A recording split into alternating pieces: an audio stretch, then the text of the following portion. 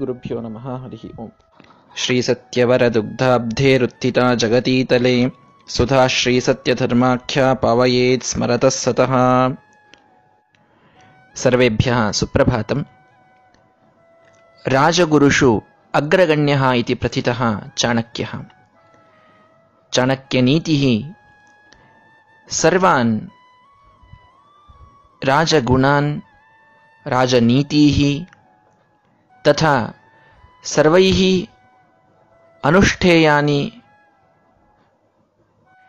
ಜೀವನಮೌಲ್ಯಾನಿ ಸರ್ವಾನ್ ಬೋಧಯತಿ.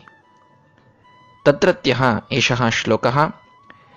ನ ಪಶ್ಯತಿ ಚ ಜನ್ಮಾಂಧಃ ಕಾಮಾಂಧೋ ನೈವ ಪಶ್ಯತಿ, ನ ಪಶ್ಯತಿ ಮದೋನ್ಮತ್ತಃ ಸ್ವಾರ್ಥಿ ದೋಷಾನ್ನ ಪಶ್ಯತಿ. ಎಲ್ಲರಿಗೂ ಸುಪ್ರಭಾತ. ರಾಜಗುರುಗಳಲ್ಲಿ ಅತ್ಯಂತ ಪ್ರಸಿದ್ಧನಾದವನು ಚಾಣಕ್ಯ. ಅವನು ಬರೆದ ಚಾಣಕ್ಯ ನೀತಿ ರಾಜರಿಗೆ ಗುಣಗಳನ್ನು, ನೀತಿಯನ್ನು ಕಲಿಸುವುದಷ್ಟೇ ಅಲ್ಲದೇನೆ ಪ್ರತಿಯೊಬ್ಬರಿಗೂ ಜೀವನ ಮೌಲ್ಯಗಳನ್ನು ಕಲಿಸಿಕೊಡುತ್ತದೆ. ಅದರಲ್ಲಿನ ಈ ಒಂದು ಸುಂದರವಾದ ಶ್ಲೋಕ. ಚಾಣಕ್ಯ ಹೇಳ್ತಾನೆ, ಕುರುಡು ಇದು 4 ವಿಧವಾದದ್ದಂತೆ. 4 ರೀತಿಯಾದ ಕುರುಡು ಜನರು ಇರ್ತಾರಂತೆ ಜಗತ್ತಿನಲ್ಲಿ. ನ ಪಶ್ಯತಿ ಚ ಜನ್ಮಾಂಧಃ. ಒಬ್ಬರು ನಮಗೆ ಗೊತ್ತಿದ್ದವರು ಯಾರು ಪಾಪ ಜನ್ಮದಿಂದ ಕುರುಡರೇ ಆಗಿರ್ತಾರೆ, ಕಾಣಿಸುತ್ತಿರೋದಿಲ್ಲ. ದೇವರು ಏನೋ ಕರ್ಮವಶಾತ್ ಕಣ್ಣುಗಳನ್ನು ಕೊಟ್ಟಿರೋದಿಲ್ಲ, ಅವರು ಕುರುಡರು ಅಂತನ್ನೋದು ಎಲ್ಲರಿಗೂ ಗೊತ್ತು. ಆದರೆ ಇದು ಒಂದು ರೀತಿಯ ಕುರುಡು ಮಾತ್ರ ಅಂತ ಹೇಳ್ತಾನೆ ಚಾಣಕ್ಯ. ಇನ್ನೂ ಅನೇಕ ರೀತಿಯ ಕುರುಡರಿದ್ದಾರೆ ಈ ಜಗತ್ತಿನಲ್ಲಿ. ಕಾಮಾಂಧೋ ನೈವ ಪಶ್ಯತಿ. ಯಾವನು ಅತಿಯಾದ ಕಾಮದಲ್ಲಿ ಇದ್ದಾನಲ್ಲ ಅವನು ಕುರುಡನೆ, ಅವನಿಗೆ ಏನು ಕಾಣಿಸೋದಿಲ್ಲ. ಅವನಿಗೆ ತನ್ನ ಕಾಮನೆಗಳನ್ನು ತೀರಿಸಿಕೊಳ್ಳುವ ಆಚೆ ಯಾವ ಜಗತ್ತೂ ಕಾಣಿಸೋದೇ ಇಲ್ಲ. ಅದನ್ನು ಪಡೆಯಲಿಕ್ಕೆ ಅವನಿಗೆ ಯಾವುದೂ ಅಧರ್ಮ ತಾನು ಮಾಡ್ತಾ ಇದ್ದದ್ದು ಕಾಣಿಸೋದಿಲ್ಲ. ಪತಿವ್ರತೆಯಾದಂತಹ ಸೀತೆಯನ್ನೇ ಅಪಹಾರ ಮಾಡಿಕೊಂಡು ಹೋಗಬೇಕು ಅನ್ನುವುದು ಅಧರ್ಮ ಅಂತ ರಾವಣನಿಗೆ ಗೊತ್ತಿದೆ. ಅವನು ಋಷಿಯ ಮಗ, ಆದರೆ ಕಾಣಿಸಲಿಲ್ಲ. ಅದು ಅಧರ್ಮ ಅಂತ ಗೊತ್ತಾಗಲಿಲ್ಲ ಅರ್ಥಾತ್ ಅದನ್ನು ಮಾಡುವುದು ಬೇಡ ಅಂತ ಅನಿಸಲಿಲ್ಲ. ಯಾಕೆ? ಕಾಮಾಂಧನಾಗಿದ್ದಾನೆ. ಕಾಮದ ಕುರುಡು ಕಣ್ಣಿಗೆ, ಮನಸ್ಸಿಗೆ ಹತ್ತಿದೆ. ಅವನು ಯಾವುದನ್ನೂ ನೋಡುವುದಿಲ್ಲ. ನ ಪಶ್ಯತಿ ಮದೋನ್ಮತ್ತಃ. ಅತಿಯಾದ ಮದದಲ್ಲಿ ಏರಿದಂಥವ, ಅಹಂಕಾರದಲ್ಲಿ ಏರಿದಂಥವನು ಕೂಡ ಯಾವುದನ್ನು ನೋಡುವುದಿಲ್ಲ, ಅವನಿಗೆ ಯಾವುದೂ ಕಾಣಿಸೋದಿಲ್ಲ. ರಾಜ್ಯ ತನಗೆ ಬೇಕು ಅನ್ನುವಂತಹ, ತನ್ನಂತಹ ವೀರರು ಯಾರೂ ಇಲ್ಲ ಅನ್ನುವಂತಹ ದುರ್ಯೋಧನನ ಅಹಂಕಾರ ಮಿತಿ ಮೀರಿದಾಗ ನಾವು ನೋಡ್ತೇವೆ ಏನೆಲ್ಲ ತಪ್ಪುಗಳನ್ನು ಮಾಡ್ತಾನೆ. ಕುಲವಧುವಿನ ಶೀಲಕ್ಕೆ ಕೈ ಹಾಕ್ತಾನೆ. ತನ್ನ ತಮ್ಮನ ಕಡೆಯಿಂದ ಅವಳಿಗೆ ಅತ್ಯಾಚಾರವನ್ನು ಮಾಡಿಸ್ತಾನೆ. ಏನು ಮಾಡಲಿಕ್ಕೂ ದುರ್ಯೋಧನನ ಒಂದು ಮನಸ್ಸು ಹಿಂಜರೆದಿಲ್ಲ. ಅವನಿಗೆ ಯಾವ ಅಧರ್ಮವೂ ಕಾಣ್ತಾ ಇಲ್ಲ. ಸ್ವಾರ್ಥಿ ದೋಷಾನ್ನ ಪಶ್ಯತಿ. 4ನೆಯವರು ಸ್ವಾರ್ಥಿಗಳು. ಯಾರು ತಮ್ಮ ಒಂದು ಒಳಿತಿಗಾಗಿ ಬೇಕಾದವರ, ತಮ್ಮ ಬಂಧು ಬಾಂಧವರೇ ಇರಬಹುದು, ಅಣ್ಣ ತಮ್ಮಂದಿರೇ ಇರಬಹುದು, ಯಾರಿಗೂ ಕೆಡಕು ಮಾಡಲಿಕ್ಕೆ ಹೇಸೋದಿಲ್ಲ. ತಮ್ಮದೊಂದು ಸ್ವಾರ್ಥ ಸಿದ್ಧವಾದರೆ ಸಾಕು. ಈ ರೀತಿ ಬುದ್ಧಿ ಇದ್ದ ಸ್ವಾರ್ಥಿಗಳು ಅವರೂ ಕುರುಡರು ಅಂತ ಚಾಣಕ್ಯ ಹೇಳ್ತಾನೆ. ನಿಜ ಅಂತ ಅನಿಸ್ತದಲ್ಲ. ಕುರುಡರು ಪಾಪ ನೋಡಲಿಕ್ಕಾಗೋದಿಲ್ಲ, ಸಾಮರ್ಥ್ಯ ಇಲ್ಲ. ಆದರೆ ಇವರೆಲ್ಲ ಇದ್ದಾರಲ್ಲ, ಇವರಿಗೆ ಕಾಣಿಸೋದಿಲ್ಲ. ಸಾಮರ್ಥ್ಯ ಇಲ್ಲ ಅಂತಲ್ಲ, ದೋಷಗಳಿಂದ ಆ ಕಣ್ಣಿಗೆ, ಆ ಮನಸ್ಸಿಗೆ ಕಪ್ಪು ಪಟ್ಟೆ ಅದು ಕಟ್ಟಿಬಿಟ್ಟಿದೆ. ಆದ್ದರಿಂದ ಮಾಡುವ ಅಧರ್ಮಗಳು, ಆಗುವ ಅನ್ಯಾಯಗಳು ಇವರಿಗೆ ಕಾಣಿಸ್ತಾ ಇಲ್ಲ. ಇವರೂ ಕೂಡ ಕುರುಡರಿದ್ದಂತೆ ಅಂತ ಚಾಣಕ್ಯ ಗಟ್ಟಿಯಾಗಿ ಹೇಳ್ತಾನೆ. ಆದ್ದರಿಂದ ನಾವು ಜೀವನದಲ್ಲಿ ಬರೀ ದೃಷ್ಟಿ ಇಟ್ಟುಕೊಳ್ಳುವುದು ಮಹತ್ವದ್ದಲ್ಲ, ದೃಷ್ಟಿಕೋನವನ್ನಿಟ್ಟುಕೊಳ್ಳುವುದು ಮಹತ್ವದ್ದು. ದೃಷ್ಟಿಕೋನ ಇಲ್ಲದವರಿಗೂ ಕುರುಡರು ಅಂತ ಕರೀತಾನೆ ಚಾಣಕ್ಯ. ಸ್ವಾರ್ಥವನ್ನ, ಅಹಂಕಾರವನ್ನ, ಕಾಮವನ್ನ ತ್ಯಾಗ ಮಾಡಿ ಇನ್ನೊಬ್ಬರಿಗಾಗಿ, ಪರೋಪಕಾರಕ್ಕಾಗಿ ನಮ್ಮ ಜೀವನವನ್ನು ಮುಡಿಪಾಗಿಟ್ಟರೆ ಅದು ಸರಿಯಾದ ದೃಷ್ಟಿಕೋನ. ಅದು ನಮಗೆ ದಿವ್ಯ ದೃಷ್ಟಿಯನ್ನು ನೀಡುತ್ತದೆ, ನಮ್ಮನ್ನು ಕುರುಡರನ್ನಾಗಿಸೋದಿಲ್ಲ. ಈ ಒಂದು ಚಾಣಕ್ಯ ನೀತಿಯ ಸಂದೇಶವನ್ನು ಎಲ್ಲರೂ ತಿಳಿದುಕೊಳ್ಳೋಣ. ನಾಳೆ ಮತ್ತೊಂದು ಸುಭಾಷಿತದೊಂದಿಗೆ ನಿಮ್ಮ ಮುಂದೆ ಬರ್ತೇನೆ. ಎಲ್ಲರಿಗೂ ಅತ್ಯಂತ ಅಭಿಮಾನದಿಂದ, ಸಂತೋಷದಿಂದ ಹೇಳುವಂತಹ ಒಂದು ಸಂಗತಿ ಏನು ಅಂತಂದರೆ, ಇವತ್ತಿನಿಂದ ಕೌಂಟ್ ಡೌನ್ ಬಿಗಿನ್ಸ್ ಅಂದಂತೆ 91ನೆಯ ಸುಭಾಷಿತಕ್ಕೆ ನಾವು ಕಾಲಿಟ್ಟಿದ್ದೇವೆ. ಇನ್ನು 10 ಸುಭಾಷಿತಗಳಾಗುವಷ್ಟರಲ್ಲಿ 100ನೆಯ ಸುಭಾಷಿತದ ನಮ್ಮ ಗುರಿಯನ್ನು ನಾವು ತಲುಪ್ತೇವೆ. ಇದಕ್ಕೆ ಕಾರಣೀಭೂತರಾದ ನಿಮ್ಮೆಲ್ಲರಿಗೆ ಮತ್ತೊಮ್ಮೆ ಮನಪೂರ್ವಕವಾಗಿ ಕೃತಜ್ಞತೆಗಳನ್ನು ನಾನು ತಿಳಿಸ್ತೇನೆ. ಶ್ರೀಕೃಷ್ಣಾರ್ಪಣಮಸ್ತು. ಜೈ Shriram.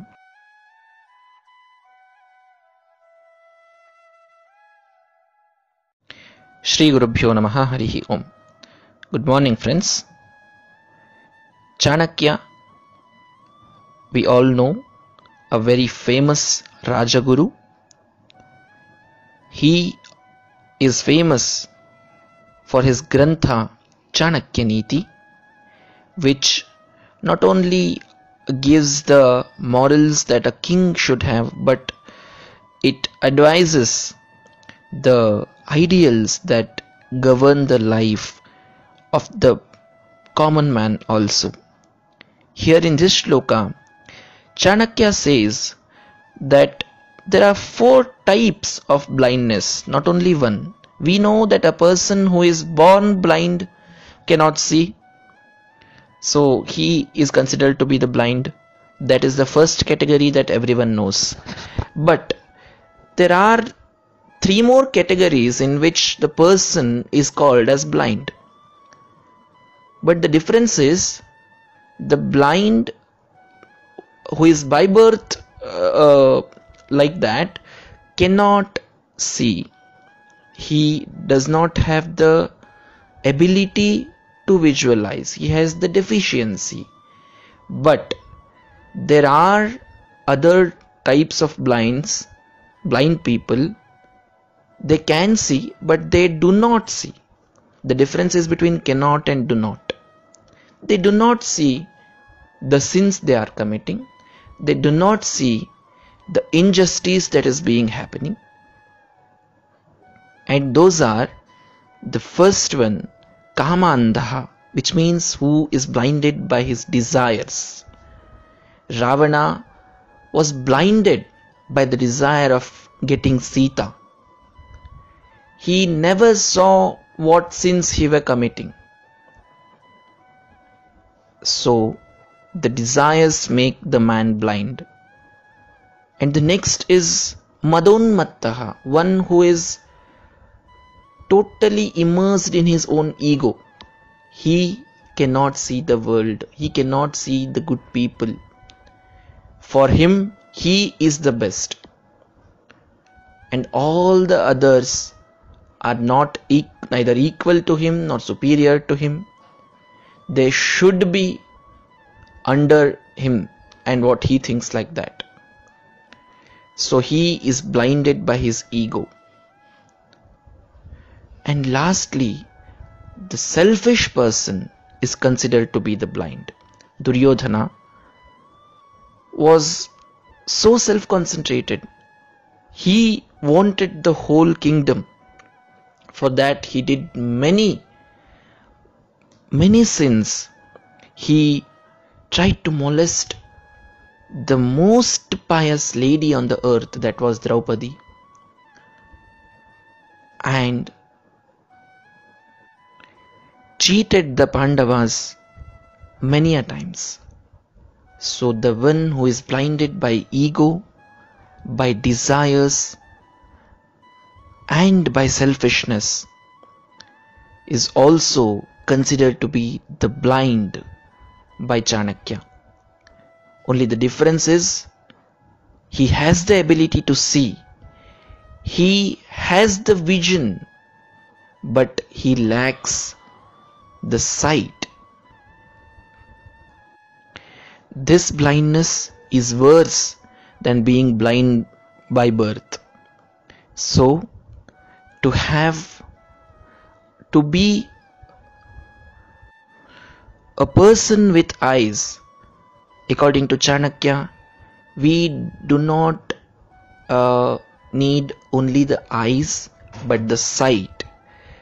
We have to be helping others, should be free from the desires, the ego and the selfishness. Only then we really visualize the things. If the ideals govern our life, then we are not blind. That is the moral given by Chanakya. Tomorrow I'll be coming with one more beautiful Subhashita. With honor and gratefulness, I say that our channel has completed 90 Subhashitas yesterday. The countdown has begun from today. In 10 more days, we will be completing our target of 100 Subhashitas. I wholeheartedly thank all of you for supporting me in this journey. Please keep your support.